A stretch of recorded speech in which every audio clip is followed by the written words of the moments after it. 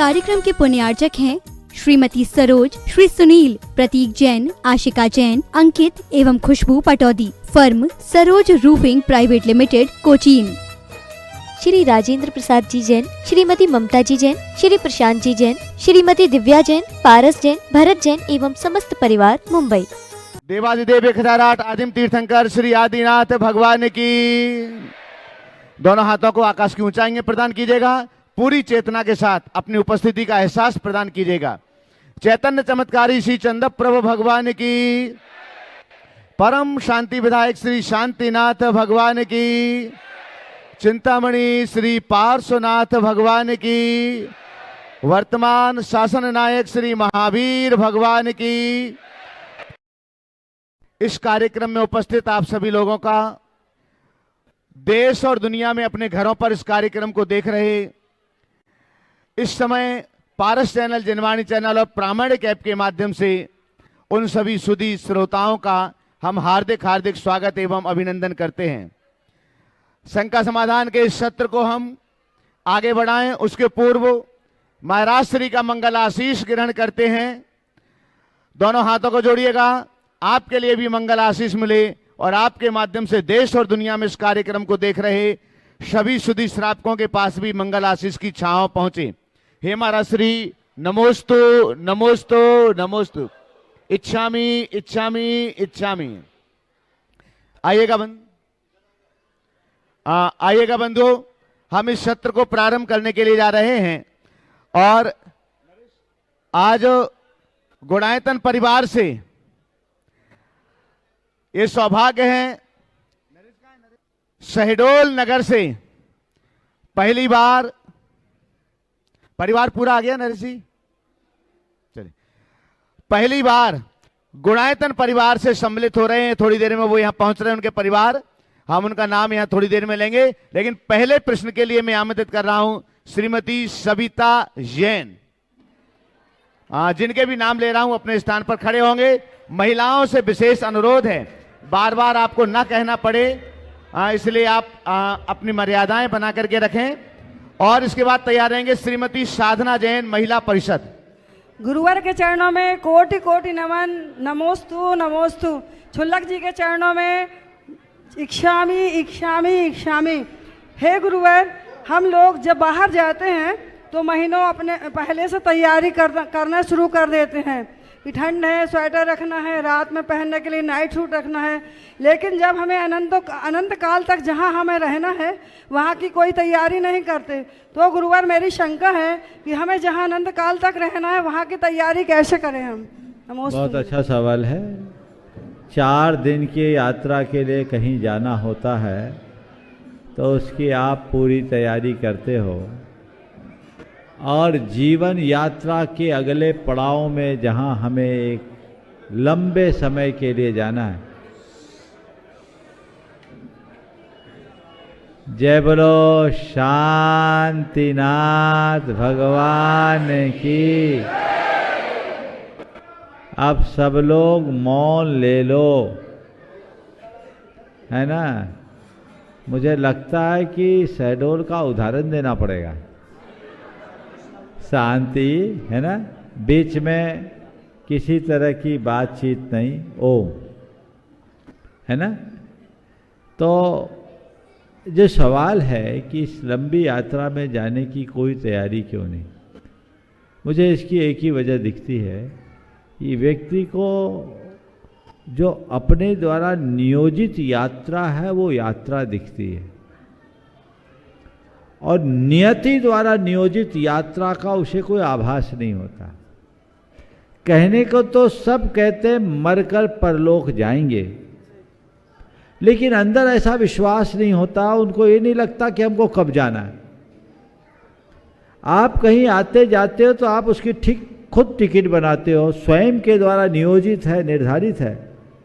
इसलिए उस यात्रा की संपूर्ण तैयारी मनुष्य तत्परता से करता है।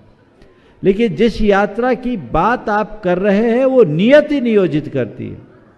हमने शास्त्रों में सुना, पढ़ा और परंपरागत विश्वास से ये बात मान ली कि हमें परलोक जाना है और परलोक के लिए हमें तैयारी भी करनी चाहिए, लेकिन जब जाना होगा तब करेंगे।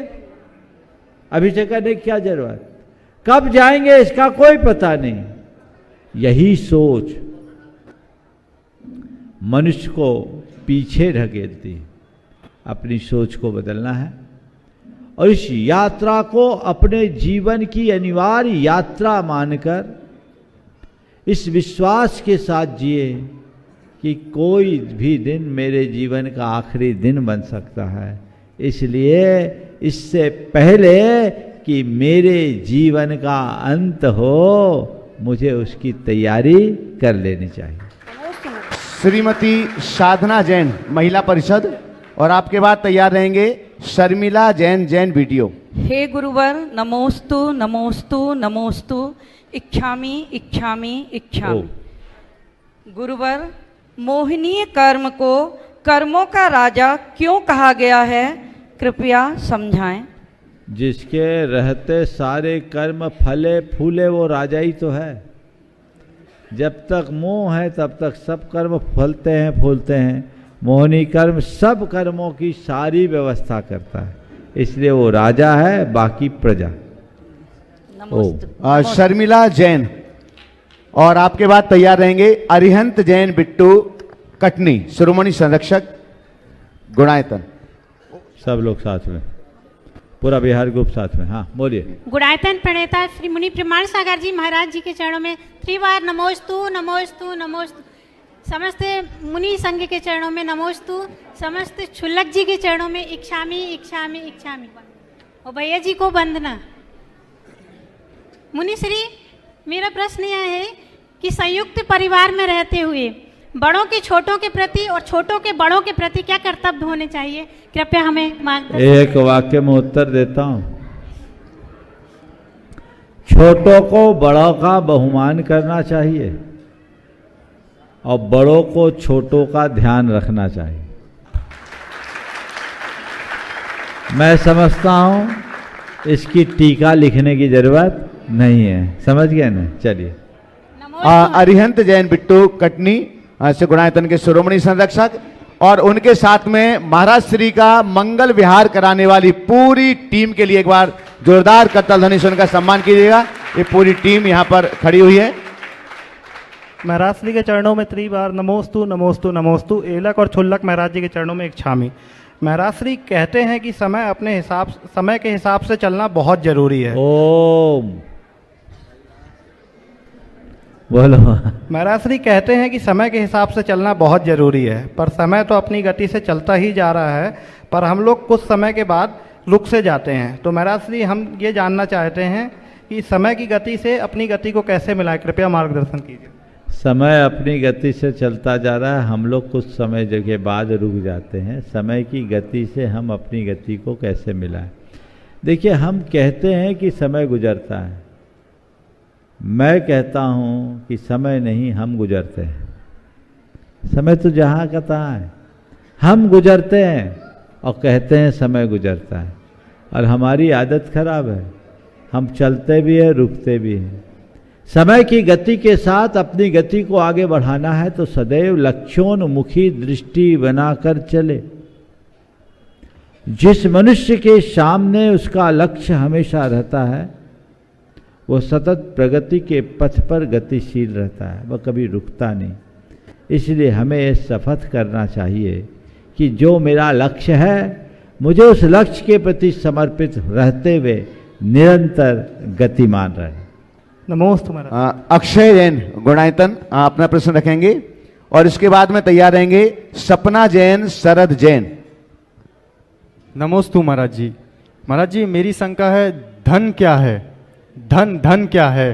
क्योंकि सारी उम्र हम जिंदगी भर धन करते रहते हैं और लास्ट में 13वीं के कार्ड पे निधन लिखा रहता है। धन क्या है? बहुत सुंदर सवाल। ओ, जिंदगी भर धन की रट लगाने वालों की 13वीं में निधन लिख दिया जाता है और निधन के बाद 13वीं मनाई जाती है।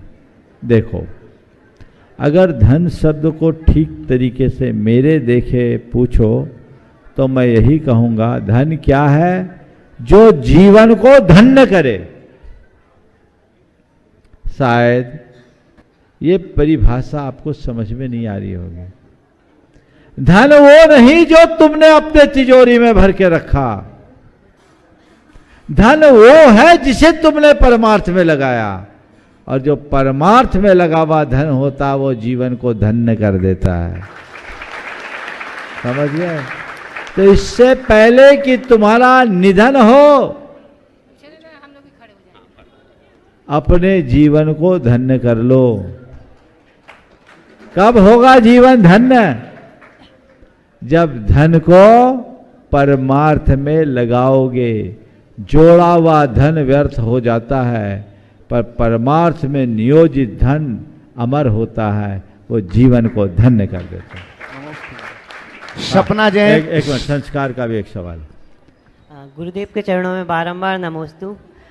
सभी महाराज जी के चरणों में नमोस्तु। छुल्लक जी, एलक जी के चरणों में इच्छामी। गुरुदेव, सोशल मीडिया पे आजकल दिगंबरत्व को न्यूडिटी में ले लिया जाता है।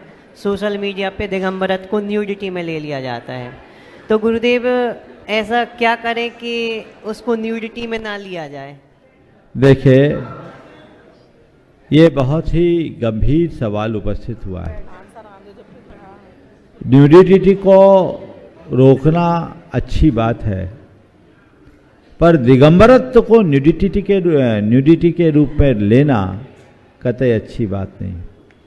इसके लिए एक लंबी बहस होनी चाहिए। सोशल मीडिया के संचालकों से, यूट्यूब और जो भी है फेसबुक वगैरह, उनके संचालकों से लिखा पढ़ी करनी चाहिए और उन्हें बताना चाहिए कि नग्नता और दिगंबरत्व में क्या अंतर है।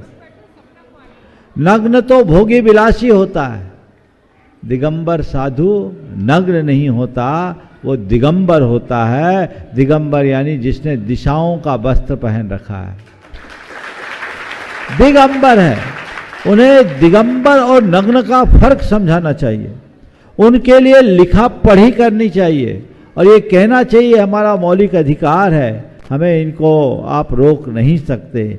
यदि सभी लोग इस तरह की पहल करें और दिगंबरत्व के दर्शन का बोध कराए, तो मुझे लगता है उन्हें ये बात स्वीकारना पड़ेगा। और जिस दिन सोशल मीडिया में दिगंबरत्व को न्यूडिटी से अलग मान लिया जाएगा, उस दिन जैन धर्म की एक बहुत बड़ी जीत होगी। इसके लिए सतत प्रयत्न की जरूरत है और मैं सभी से कहूँगा आज से ही इस बात की तत्परता के साथ तैयारी कीजिए। सोशल मीडिया में इसको फैलाइए, लोगों को एक्टिवेट कीजिए, जिसको आप कहते हैं कैंपेनिंग कीजिए, और लोग जागरूक हों और उनसे लिखा पढ़ी करें, दिगंबरत्व का पूरा लिटरेचर दें, उन्हें बताएं ये धार्मिक स्वरूप है क्या है। और हम लोग इसको किस रूप में पूछते हैं, यहाँ कहीं इस तरह का रूप नहीं है जिसके वो आशय से उसको प्रतिबंधित करते हैं, तो चीज़ें बहुत आसानी से नियंत्रित हो सकेगी और वो हम सबको बेहतर परिणाम दे सकेगी। नमस्ते गुरु। सपना जैन, शरद जैन, और आपके बाद तैयार रहेंगे वंश सिंघई। नमोस्तु महाराज जी, नमोस्तु नमोस्तु। इच्छामी महाराज जी, ओम, इच्छामी ओम, इच्छामी ओम। इच्छामी। महाराज श्री रुई और घी। अच्छा, आपने पूछा ओम ओम। आपका पूछना यह है कि दीप और घी और तेल जलते हैं और लोग कह रहे हैं दिया जल रहा है। हाँ, काम कोई करता है महाराज जी और नाम किसी का होता है। क्या आवाज मुझे क्लियर नहीं मिल रही है आज? फिर से बोलिए। महाराज जी, घी और रुई हमेशा सदियों से चलती आ रही हैं और लोगों कहते हैं कि यह तो दीपक जल रहा है, दिया जल रहा है। काम किसी का है और नाम किसी का। देखो, बहुत अच्छी बात कह रहे हैं। घी और रुई सदियों से जलते चले आ रहे हैं और लोग कहते हैं दिया जल रहा है। देखो इसकी वजह है, क्यों? इसलिए कि दिए ने घी और रुई को आधार दिया है और जो औरों को आधार देता है वो श्रेय पा जाता है। समझ गए? इसलिए कहा जाता है दीप जल रहा है। चलिए, वंश सिंघई, और इसके बाद में तैयार रहेंगे आशीष पिंकी शाह, जयपुर। बोले वंश। नमोस्तु गुरुवर, नमोस्तु गुरुवर, नमोस्तु गुरुवर। हमारे मंदिर जी की प्रतिमा अति प्राचीन है, जिसका अभिषेक साल में एक बार करते हैं। सबको बोला जाता है कि छोटे कलश से अभिषेक करें, मना करने के बाद लोग बड़े कलश से अभिषेक करते हैं और बार बार मूर्ति को छूते हैं। एक बार अभिषेक करते हैं के बाद फिर दोबारा अभिषेक करते हैं। प्रतिमा अति प्राचीन है, धीरे धीरे क्षीण हो रही है, इसे कैसे रोका जाए? देखिए, प्रतिमा जी साल में एक ही बार अभिषेक होता है ना, हाँ, ये बहुत उत्तम है। और साल में एक बार होता है तो एक बार में थोड़ा बहुत जल चला भी जाए तो ऐसा नहीं है, मन में तो लोगों का रहता है, उसको तत्क्षण प्रक्षाल करना चाहिए। पर ये बात सही है, अतिशयकारी महान जिन प्रतिमा जो स्वप्न के माध्यम से प्रकट हुई, यहाँ की कहानी मैं आज सारे संसार को बताना चाहता हूँ। यहाँ एक कोई सिंघई जी थे जो यहाँ आए, देखिए जो मुझे आज जानकारी दी गई, सिंघई जी थे ना, कोई सिंघई जी थे जो जबलपुर से यहाँ आए थे। उस समय कोई समाज नहीं थी, आज मुझे किसी एक सज्जन ने बताया। ये बात सही नहीं है? हीरालाल सिंघई था महाराज। चलो उनका फिर नाम। चलिए, जब तक बात पुष्ट ना हो तब तक मेरे मुख से कहना ठीक नहीं है। मुझे जो बात बताई गई आज प्रातःकाल, एक सज्जन ने जो बात बताई मुझे बड़ी प्रेरणाप्रद लगी, इसलिए मैं चाहता था कि लोगों तक ये बात पहुँचे। लेकिन आप लोगों की भावभंगिमा से लग रहा है कि बात कुछ और है, इसलिए मैं अपनी बात को यहीं रोक रहा हूँ। और हाँ, तो क्या बात थी? प्रतिमा जी का साल में एक बार अभिषेक होता है, ठाट बाट से अभिषेक होना चाहिए, पर विवेक रहना चाहिए, प्रतिमा जी का क्षरण न हो और बार बार अभिषेक नहीं। साल में एक बार अभिषेक हो तो अभिषेक महा महोत्सव होना चाहिए और उसमें ऐसी सुविधा दे देनी चाहिए कि लोग जी भर अभिषेक कर ले और अगले साल का इंतजार करें। ओम। आशीष पिंकी शाह, जयपुर। नमोस्तु महाराज जी। और नमोस्तु। आपके बाद में तैयार रहेंगे सतीश जी आहूजा। नमोस्तु महाराज जी। इच्छामी महाराज जी, 16 कारण में सिद्ध भक्ति को क्यों नहीं लिया गया है? 16 कारण में सिद्ध भक्ति को क्यों नहीं लिया गया है? आचार्य भक्ति, प्रवचन भक्ति, श्रुत भक्ति सबको ली गया है, सिद्ध भक्ति को क्यों नहीं लिया गया है? बिल्कुल, अरहत भक्ति, आचार भक्ति, बहुश्रुत भक्ति, प्रवचन भक्ति लिया, सिद्ध भक्ति नहीं लिया, क्योंकि सिद्ध भरने के लिए 16 कारण हम कर ही नहीं है, अरहंत बनने के लिए कर रहे हैं, इसलिए अरहंत भक्ति को प्रमुखता दी गई। नमोस्तु महाराज। सतीश जी आहूजा शहडोल से हैं, सिंधी समाज से हैं। एक बार जोरदार करतल ध्वनि से उनका सम्मान कीजिएगा। और आपके बाद तैयार रहेंगे अशोक जी फबियानी। आपकी ओर से 2 प्रश्न हैं, अनमोल जी और महेश जी तैयार रहेंगे। नमस्ते महाराज जी। दास ये पूछना चाहता है कि हम जैसे यहाँ दिखते हैं, दिखाते हैं, हकीकत वो नहीं है जो हम दर्शाते हैं, हकीकत वही है जिसे हम छुपाते हैं। हमारा एक रूप जो आपके सामने इस प्रांगण में है, इस प्रांगण के बाहर हमारा दूसरा रूप है। हम एकसार कैसे बने? हम एकसार कैसे बने, बहुत अच्छा सवाल है। देखिए, ये बात बिल्कुल सही है कि हर मनुष्य में दोहरा चरित्र होता है, लेकिन ये कोई जरूरी नहीं कि सब में दोहरा चरित्र हो। जिस मनुष्य के हृदय में सत्य निष्ठा प्रकट हो जाती है, उसके जीवन का दोहरापन समाप्त हो जाता है। हम सत्य निष्ठा के साथ जुड़े, सरलता को अपने जीवन का आदर्श बनाए, तो हमारा दोहरापन अपने आप खत्म। धन्यवाद महाराज जी। श्री अशोक जी फबियानी। हाँ, आपके प्रश्न तो कौन सा चलेगा। इसके बाद में तैयार रहेंगे आर्यन जैन चिरमिरी।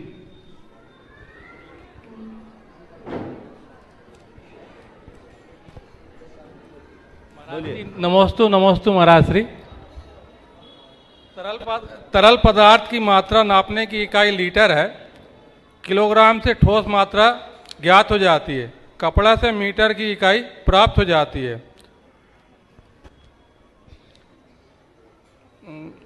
रुपयों की पर्याप्त मात्रा की इकाई क्या है?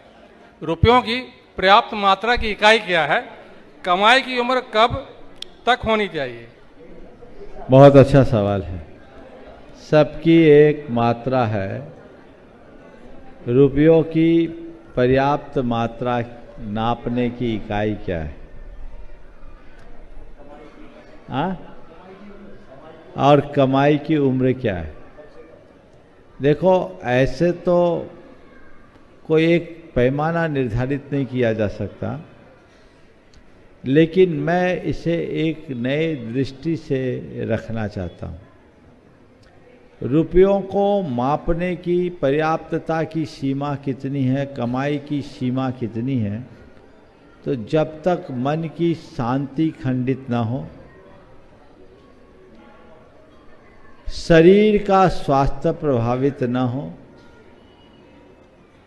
परिवार का प्रेम बना रहे और धार्मिक सामाजिक कार्यों के लिए समय मिलता रहे, उतना धंधा करते रहो, रुपया कमाते रहो, कोई चिंता नहीं। समझ गए?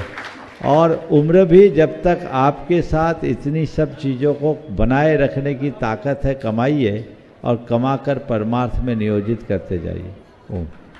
आर्यन जैन चिरमिरी, और आपके बाद में तैयार रहेंगे पीयूष जैन मोनू सैपरा भिटौनी।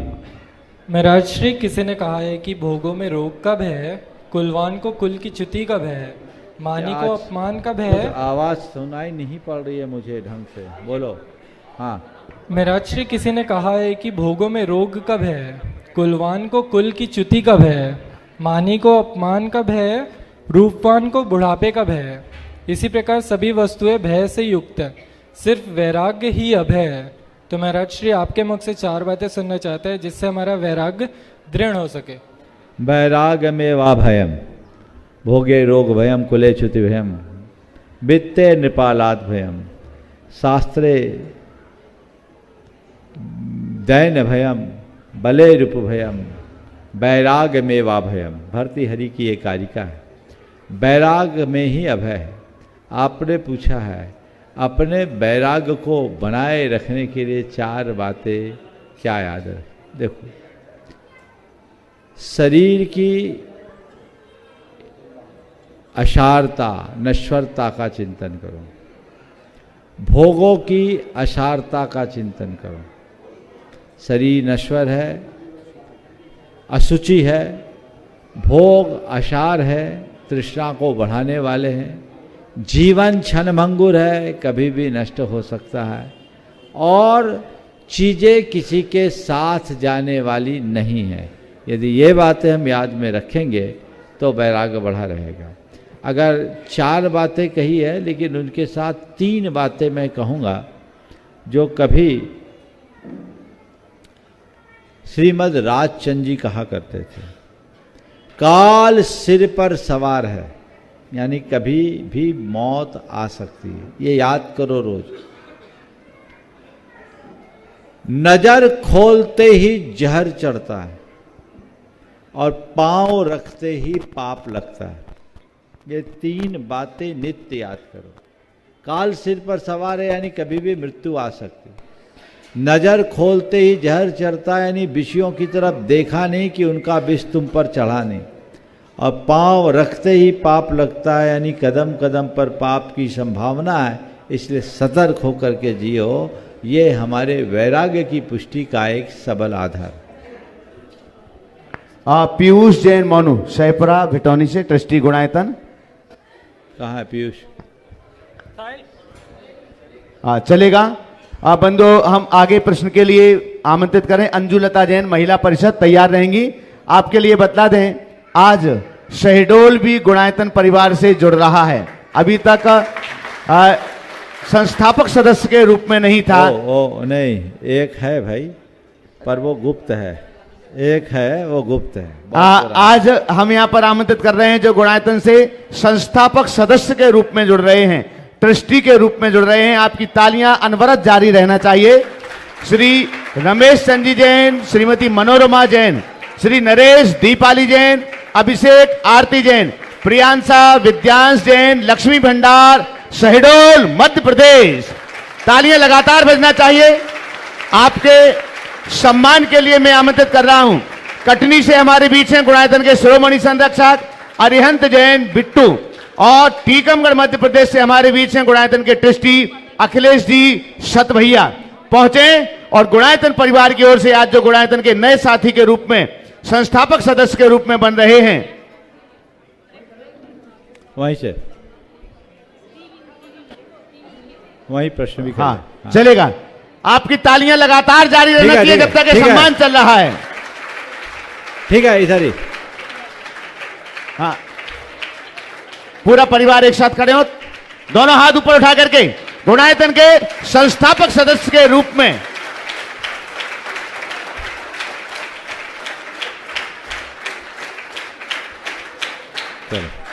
और इसी के साथ नरेश जी का प्रश्न कल से लंबित है, तो वो गुणायतन के संस्थापक सदस्य बन गए हैं, तो अपना प्रश्न भी इसी के साथ में महाराज श्री के चरणों में रखेंगे। और इसके बाद तैयार रहेंगे अंजू लता जैन, महिला परिषद शहडोल। हाँ, सब एक साथ खड़े रहो, भैया लोग को भी खड़ा कर लो साथ में। बोलो बोलो, हाँ बोलिए, बोलो बोलो। गुरुदेव के चरणों में बारंबार नमोस्तु नमोस्तु नमोस्तु। सभी क्षुल्लक महाराज जी के चरणों में क्षामी क्षामी क्षामी। महाराज श्री, आज आपके सानिध्य में आपके सम्मुख भावना योग करने का अवसर समाज को प्राप्त हुआ और उस वीडियो क्लिप के माध्यम से लोगों को बताया गया कि कैसे भावना योग से एक छोटे से बच्चे स्वस्थ हो जाते हैं और कैंसर के रोगी स्वस्थ हो जाते हैं। और मैं खुद स्वस्थ हुआ हूँ। महाराज श्री, हम समाज के साथ साथ जैनेतर समाज में भावना योग को कैसे प्रेरित करें कि एलोपैथिक के बाद भी अगर स्वस्थ होने का कोई उपाय है तो भावना योग के माध्यम से हम भी और पूरा जग भी स्वस्थ हो सकता है। महाराज श्री, पहले तो मैं चाहूँगा तुम अपना निजी अनुभव पूरे संसार को बताओ, 1-1.5 मिनट में संक्षेप में बताओ। मैं लॉकडाउन के पश्चात वैक्सीन के समय मेरा हीमोग्लोबिन नागपुर पहुंचते पहुंचते 2.2 बचा था और जब मैं वहां पहुंचा तो अभय भैया से संपर्क में आया। अभय भैया ने बोला भावना योग करो, उससे बड़ा कुछ भी इस संसार में इलाज नहीं है। और डॉक्टरों ने कह दिया कि 1 महीने तक आपको एडमिट रहना पड़ेगा, लेकिन महाराज श्री के भावना योग से मैं 5 दिन के अंदर 5% हीमोग्लोबिन लेकर अपने घर महाराज श्री आपके आशीर्वाद से, गुरुदेव के आशीर्वाद से वापिस आया। और आज मैं आपका प्रोग्राम का सौभाग्य मिला। उसके पश्चात मेरे अंदर जिस क्षेत्र से आप जुड़े उस क्षेत्र से मेरे को भी और परिवार को जोड़ने की अंदर भावना जागी और मैं उस समय शिखर से जुड़ना चाहता था। उस पावन भूमि से मेरा परिवार जुड़े और सभी लोग से यही भावना करूंगा कि 20 तीर्थंकरों की भूमि कोई मामूली भूमि नहीं। आचार्य गुरुदेव की आशीर्वाद से मुनि श्री वहां पहुंचे कि आप वहां से ही सब जग का कल्याण करें, ऐसे हमारी सभी की भावना। नमोस्तु। आपने पूछा है कि हम भावना योग को जन जन तक कैसे फैलाएं, तो भावना योग को फैलाने के लिए आप लोगों को प्रयास करना होगा। आपको चाहिए कि भावना योग को करने के लिए औरों को प्रेरित करें। बड़ा सरल सा तरीका है, सोशल मीडिया के माध्यम से आप किसी को भी कहीं भी प्रेरित कर सकते हैं, उनको क्लिप दे सकते हैं। अपने मित्रों को, परिचितों को, अपने संपर्क में रहने वाले लोगों को अगर थोड़ी भी प्रेरणा दें और एक दूसरे को लोग प्रेरित करते रहे तो भावना योग को जगत व्यापी बनने में कोई कठिनाई नहीं हो। चलिए, हाँ पीछे, हाँ मम्मी को करना है, बोले जल्दी बोले। नमोस्तु महाराज जी, नमोस्तु महाराज जी, इच्छा महाराज जी। महाराज जी, हमें पैरालाइज हो गया था 8 महीने पहले। हम दवा से ठीक तो हुई है, पर हम भावना योग डेली करते हैं। बहुत सुंदर। हम करते 8 महीने से करते डेली भावना योग, अस्पताल में भावना योग करते थे, उससे हमें बहुत लाभ मिला है। बहुत सुंदर। अब अपना काम स्वयं कर लेते महाराज जी, पूरा अपना काम कर लेते हैं। आपको देख के कोई कहेगा ही नहीं कि आपको पैरालिसिस है, एकदम बिल्कुल व्यवस्थित है। बहुत बढ़िया, चले चलेगा। अंजू लता जैन, मुनिश्री के चरणों में त्रैवार नमोस्तु नमोस्तु नमोस्तु। मुनिश्री, माला फेरते समय हमारा मन इधर इधर विचलित क्यों हो जाता है? मन को एकाग्र करने के लिए हम ऐसा क्या करें कि हमारा मन माला की तरफ ही केंद्रित रहे? देखिए, 24 घंटे तो हम लोग अपने मन को कहीं न कहीं लगाए रखते हैं। माला फेरते समय मन को मौका मिल जाता है, क्योंकि हम मन को फ्री छोड़ देते हैं। इसलिए मन को लगाना चाहते हैं तो वहाँ मन को माला में मन को लगा दो, उसको ड्यूटी फिक्स कर दो। उससे कहो कि तू इधर उधर मत जा, तेरी बात बाद में सुनेंगे, अभी तो माला फेर लेने दे, माला फेरने का ना टाइम है। भगवान मेरा मन को एडवाइस देना होगा। जब तक हम अपने आप को अंदर से जागरूक नहीं करेंगे तब तक माला में मन नहीं लगेगा। और अब मैं आमंत्रित कर रहा हूं, हमारे बीच यहाँ पर उपस्थित हैं आपके शहडोल नगर के मुख्य न्यायाधीश श्री महेंद्र जी, श्रीमती विजया जी। एक बार जोरदार करताल ध्वनि से उनका सम्मान कीजिएगा। कल जज साहब यहाँ नहीं पहुंच पाए थे, वे अपना प्रश्न भी रखेंगे यहाँ पर। और इसके बाद तैयार रहेंगे श्रीमती राजमती जैन, व्याख्याता अकलतरा। राजेश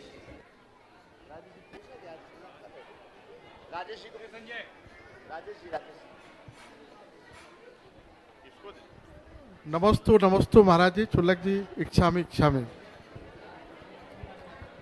महाराज जी, मेरे को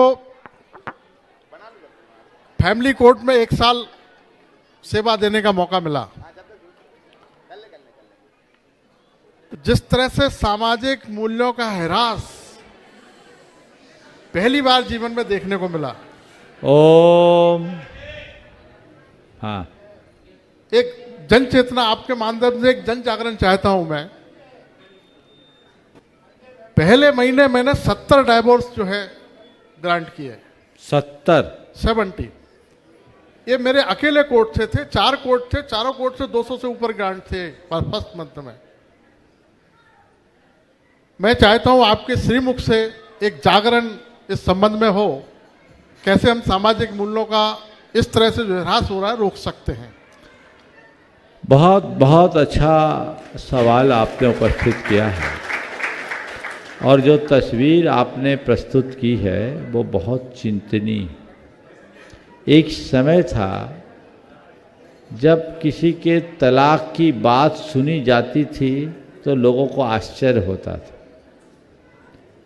और आज ये बातें आम हो गई। हमारी संस्कृति में 2 ही बातें बताई गई, या तो विवाह या वैराग्य। विवाह विच्छेद की कोई व्यवस्था ही नहीं। लेकिन दुर्भाग्य है कि जब से पश्चिमी जीवन मूल्य हम पर हावी होने लगे ये सब चीज़ें आम होने लगी। हमें इसके प्रति बहुत गंभीर होना होगा। एक ज़माने में लोग सामाजिक दबाववश इन सब चीज़ों से दूर रहते थे।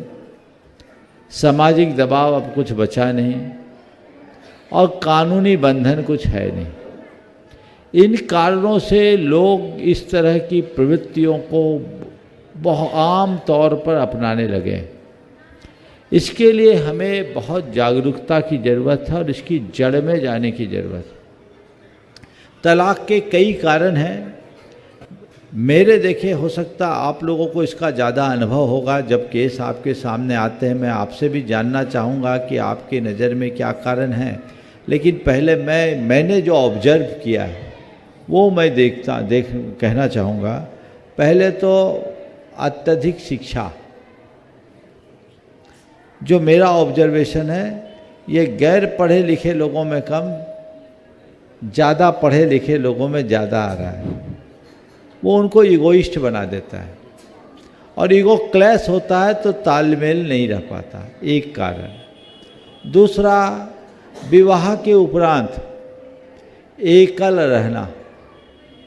संयुक्त परिवार में रहते थे, मियाँ बीवी में खींचातानी होती थी तो परिवार के अन्य सदस्य बीच में मध्यस्थता करके ठीक कर देते।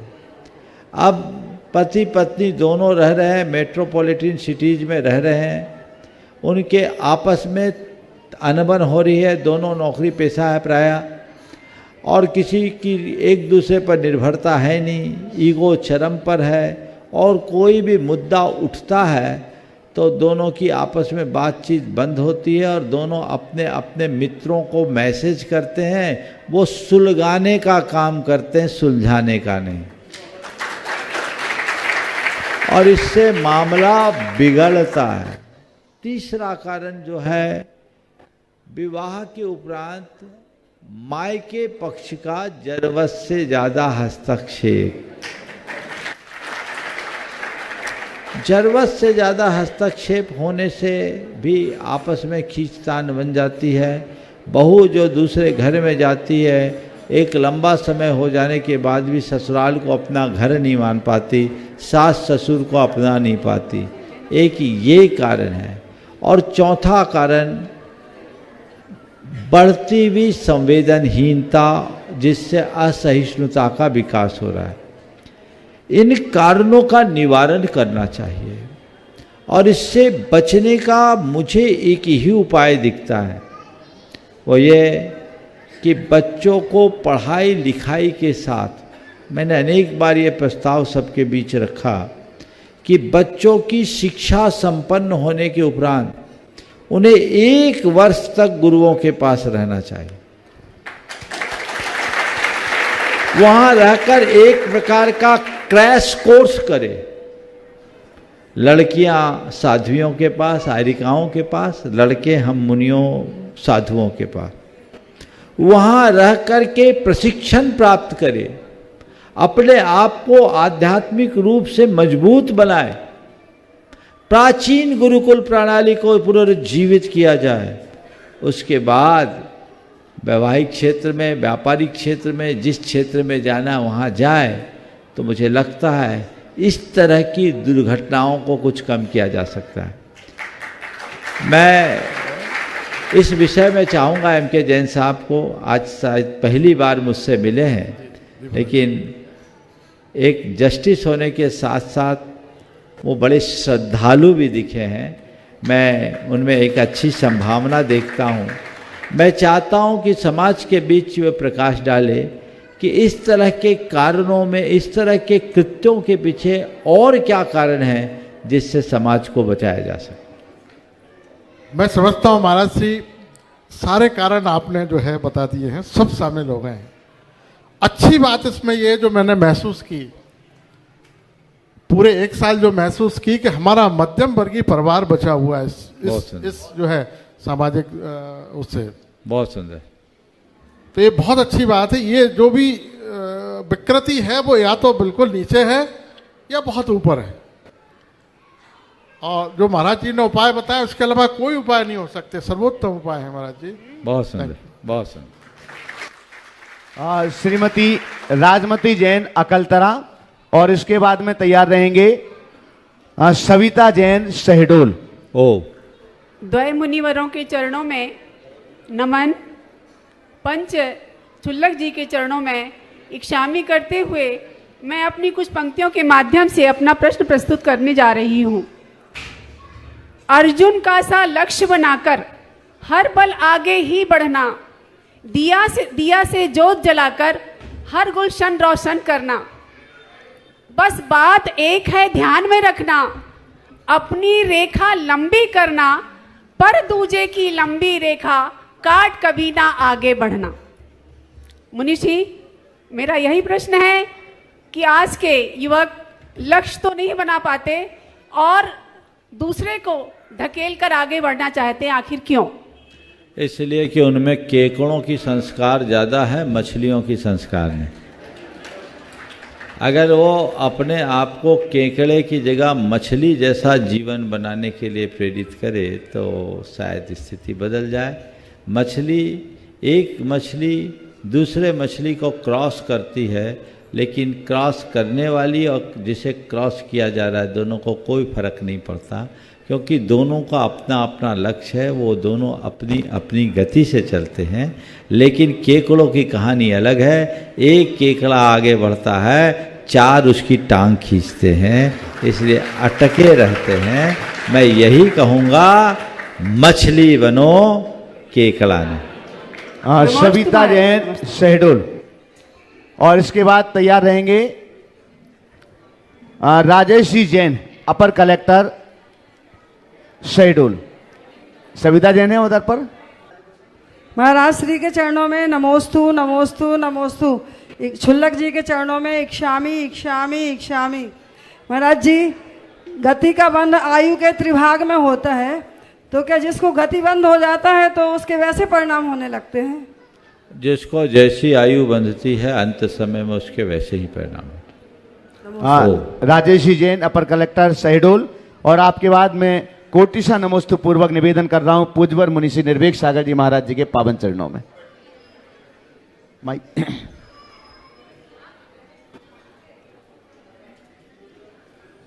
नमोस्तु गुरुवर, नमोस्तु गुरुवर, नमोस्तु गुरुवर। आचार्य भगवान का एक हाइकू है, किस मूड में मोड़ पे खड़ा सही मोड़ा मुड़ जा। यहाँ पर सिद्ध भक्ति करते हुए जो है बहुत आत्मानुभूति भी हो रही है और बहुत प्रसन्नता भी हो रही है, बहुत विलम्ब से जागे हैं। पहली बार जिंदगी में जो है सिद्ध चक्र विधान में जो है एक जो है पहली बार करने जा रहा हूँ भगवान। लेकिन इन 3 दिनों में जो आत्मानुभूति हुई है उसके बाद मेरे जीवन में क्या आप मार्गदर्शन दीजिए भगवान कि हम कैसे उस मोड़ पे मुड़ सकें। मेरा उन्होंने कहा मोड़ा मुड़ जा का मतलब जान रहे किस मोड़े को बोल रहे हैं?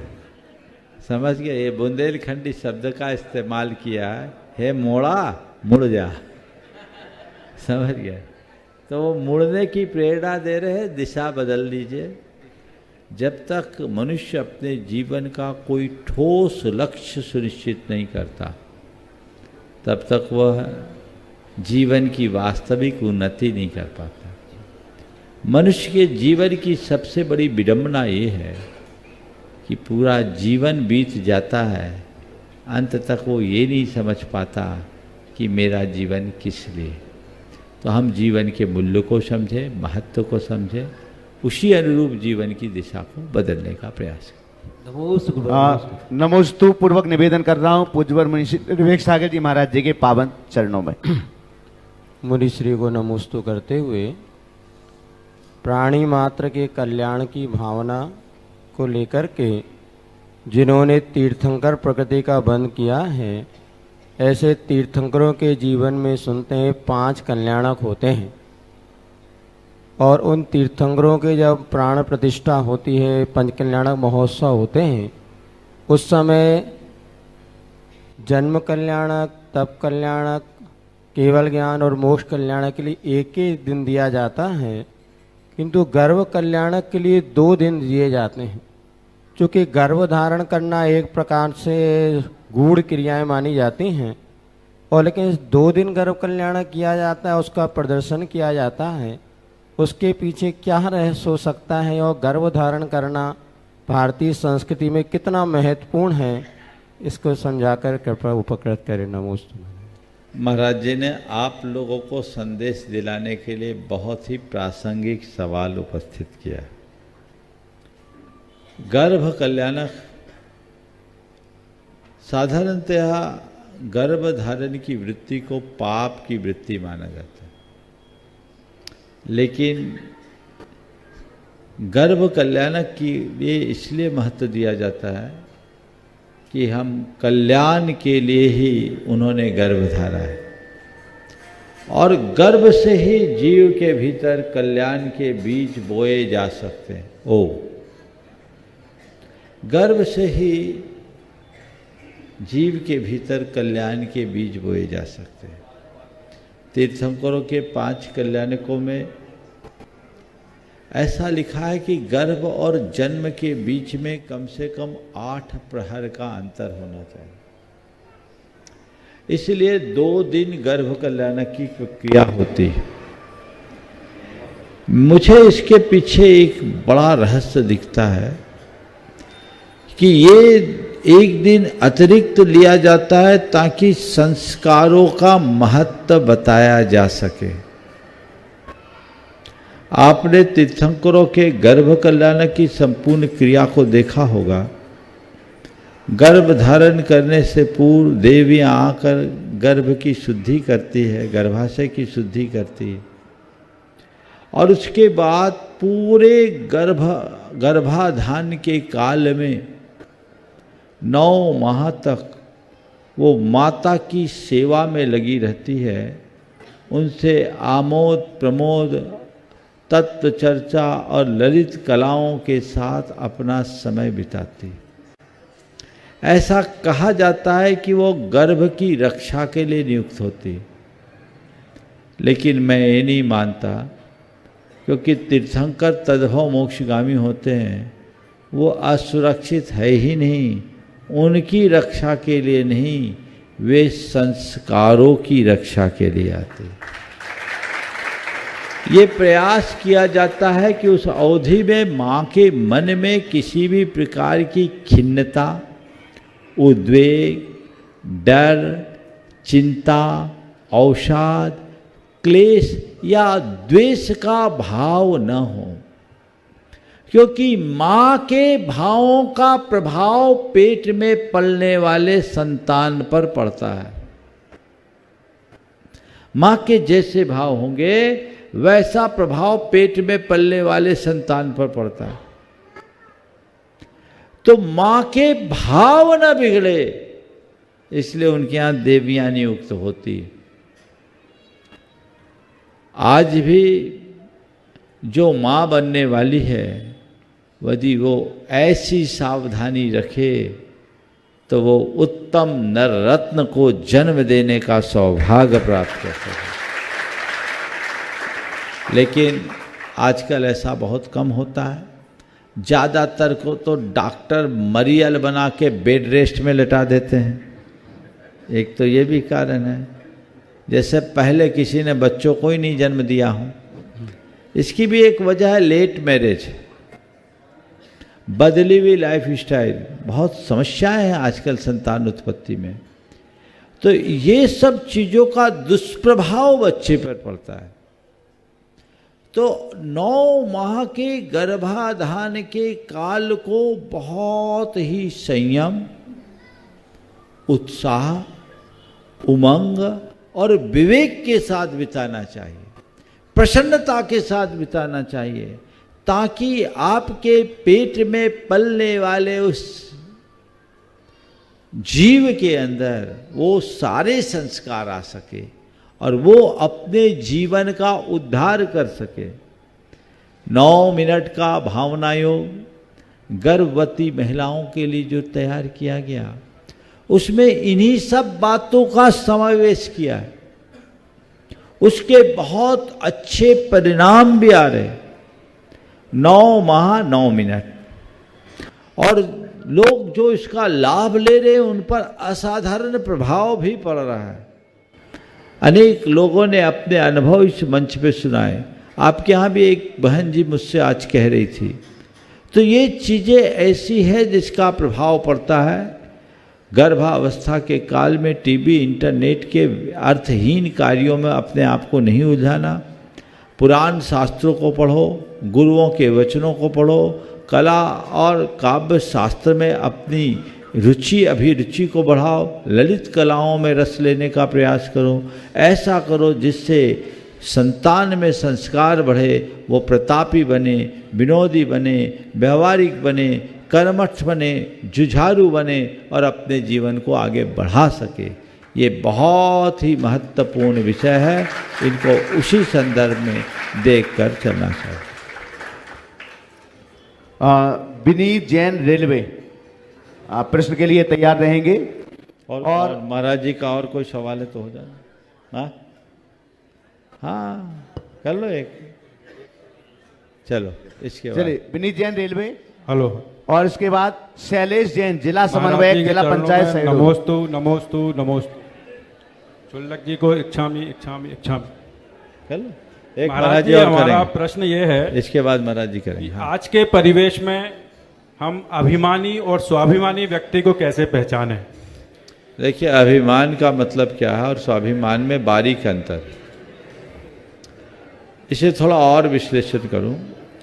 आज के परिवेश में सुनो सुनो, एक है